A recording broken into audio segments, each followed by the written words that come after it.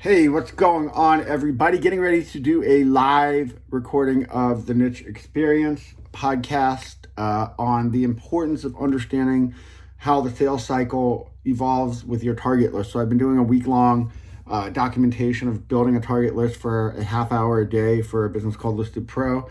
And today I'm going to kind of just sum up some of the different pieces of that and what the importance of that is. So I'm going to go ahead and hit record, and we are going to go ahead and get started. This will be episode 659 of the Niche Experience. So here we go.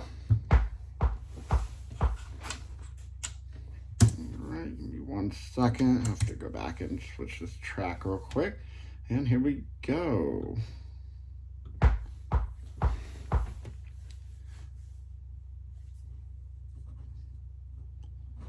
Welcome to episode 659 of the Niche Experience. I am Sean Michael Lewis, and today we're talking about the importance of the sales cycle while building your target list. So we're going to go ahead and get started. We are filming this. It will be on YouTube on Sean Michael Lewis. Just go ahead and search that on YouTube. You can actually watch this if you just want to see what yours truly looks like. So, but anyway, be sure to subscribe on YouTube. Be sure to subscribe on Apple, follow on Spotify. Really appreciate you guys listening. Never miss an episode. So, this week I've been doing a half hour a day on the Niche Experience on building a local target list for a new business called Listed Pro that we have just launched.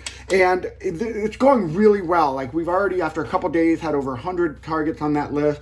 We're continuing to do that for a full 5 days, just so you can see what minor habits will start to bring. Now, keep in mind, I am the CEO of multiple organizations. I typically, this is not my role in day to day. It used to be as I grew my businesses, but I'm doing this to kind of put my money where my mouth is, to show you that this is how you effectively build a target list. If you are in sales and that is what you do, this should be a daily process, even if it's just for a little bit. The impact that it will make on your year and the amount of money you're putting back in your pocket from commission and growth in your business will be everything and everything. I know that sounds like 2 words in a row, but the reason I'm saying that is this is how you cultivate a local market. If you work on a national level, regional level, you're still doing the same thing. You're just building the right targets for whatever niche or whatever industry you're in.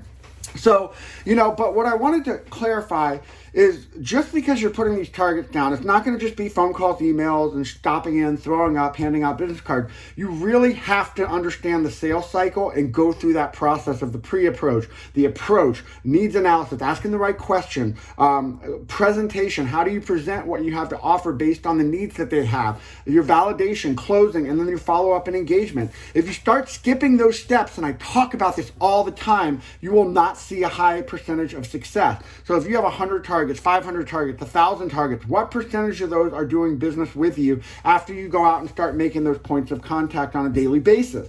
You have to understand and recognize those numbers, or you could be missing the effort and the will that you're putting into it. So it's so important to not only understand the data. Look, numbers are great. Putting numbers together, growing your numbers, getting things done just for the heck of it are great, but these are not supposed to be micromanaged. Just do these tasks and you'll be successful. You have to put heart and will into it to be successful. You have to make sure you're getting to know your client that you're trying to build relationships with. You have to be an education company in your particular industry. If you start missing those points and you do not provide value, it gives them no reason at all to want to do business with you. So this is so important that you make sure that you're following these sales cycle steps. You're asking good questions. If you don't feel like you're getting anywhere and you're not able to leverage your relationship, then you need to step back and think about what you need to be asking, the questions you're not asking, in order to uncover the opportunities for you guys to work together.